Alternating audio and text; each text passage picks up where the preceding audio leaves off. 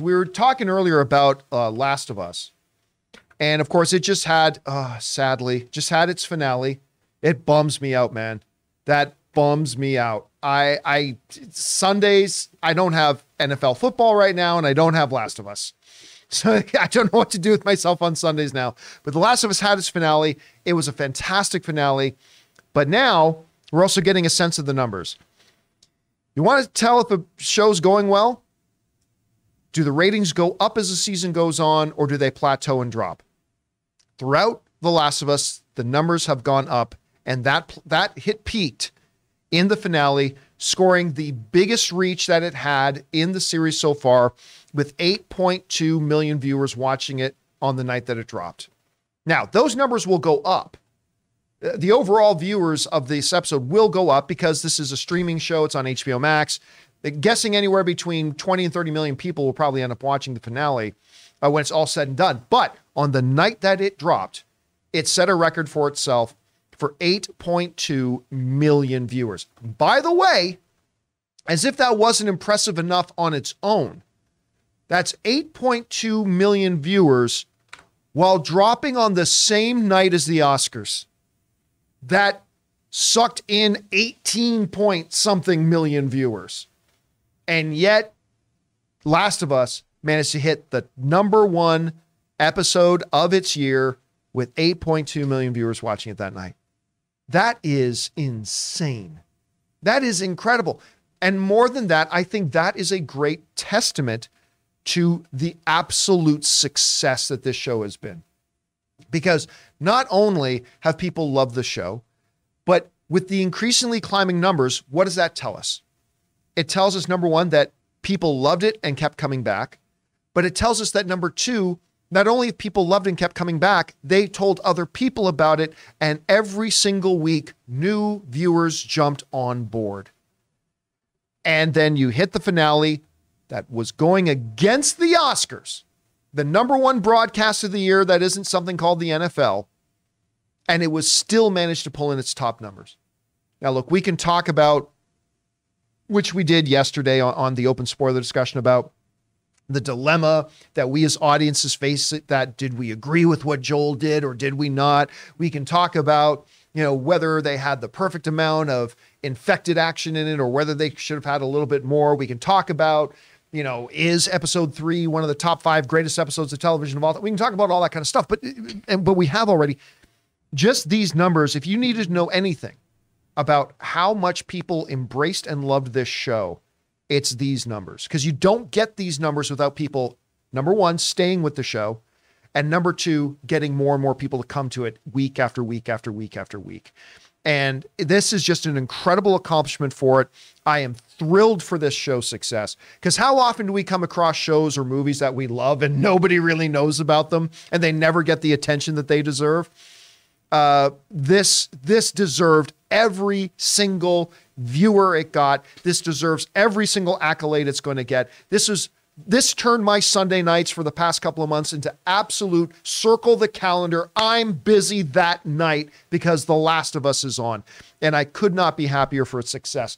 Anyway, Rob, you saw these numbers. What do you attribute these incredible numbers for this HBO series? Well, I mean, because it's great. And, I think what also it tapped into the obviously the gaming audience, the pre-existing gaming audience. Everyone's skeptically tuned in thinking, video game adaptations suck.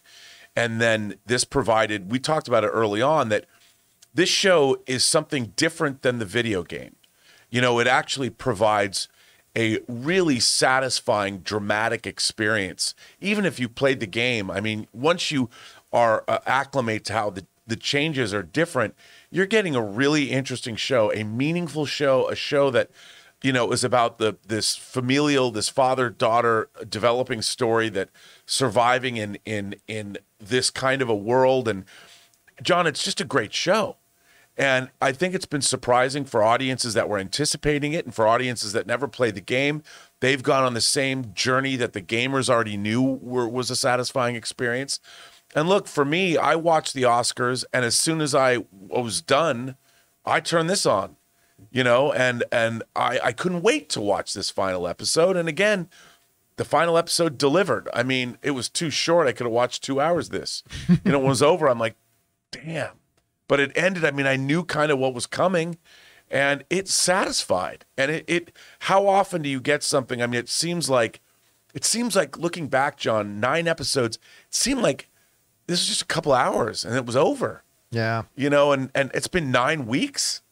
Come on now. Yeah. I'm closer to death if this is the way my life's how fast my life's going by. I mean, this was great entertainment. I couldn't wait. I really anticipated this show, and it always delivered. Always delivered. I wanted to point this out because, Jonathan, you had these pictures of the giraffes up earlier.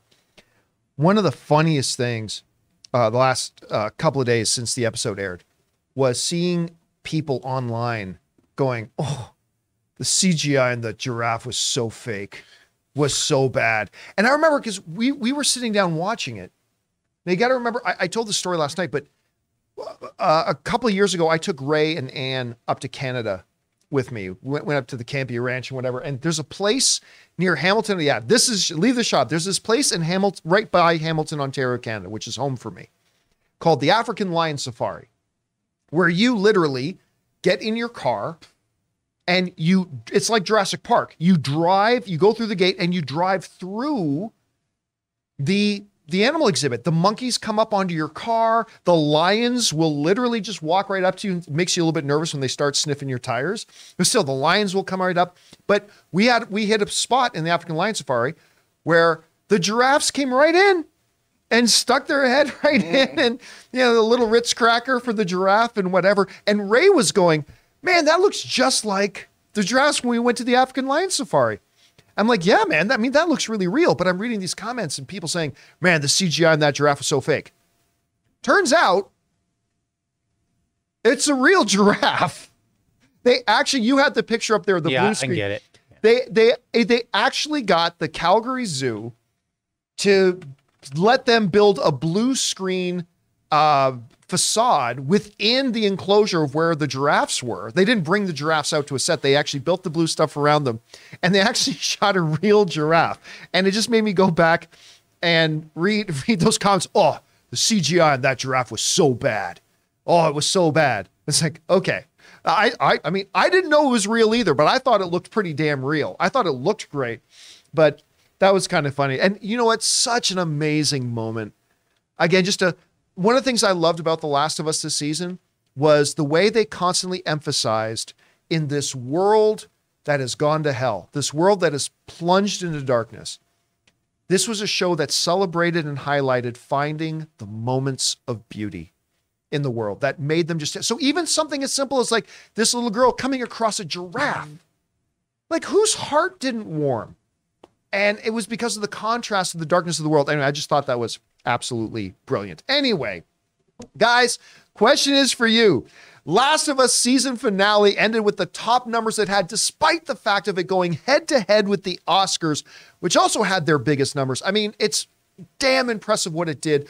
What did you guys think about it? What do you attribute that success to? Whatever you guys think, jump down to the comment section below and let us know your thoughts. We want to thank a sponsor of this video, MasterClass. MasterClass offers classes on a wide variety of topics, all taught by world-class instructors at the very top of their fields. Each class is broken out into individual video lessons, usually around 10 minutes long. And MasterClass is completely accessible on your phone, the web, smart TV, and available via audio mode to listen to classes on the go. They have over 2,500 video lessons from over 180 of today's most brilliant minds. They're all available anytime, anywhere on iOS, Android, desktop, Apple TV, Amazon Fire TV, and Roku. Now, obviously around here on the John Campea Show, we love our movies, so why not learn filmmaking from Jodie Foster, or maybe directing from Ron Howard himself, or the great Neil Gaiman doing his class on the art of storytelling. And you guys have heard me talk about my favorite class, Business Strategy and Leadership by Big Papa Iger himself, Bob Iger, the new and returning CEO of Disney. So guys, I highly recommend recommend that you check it out. Get unlimited access to every class. And as a John Campea Show listener, you get 15% off an annual membership. Just go to masterclass.com/Campea now. That's masterclass.com/Campea for 15% off Masterclass.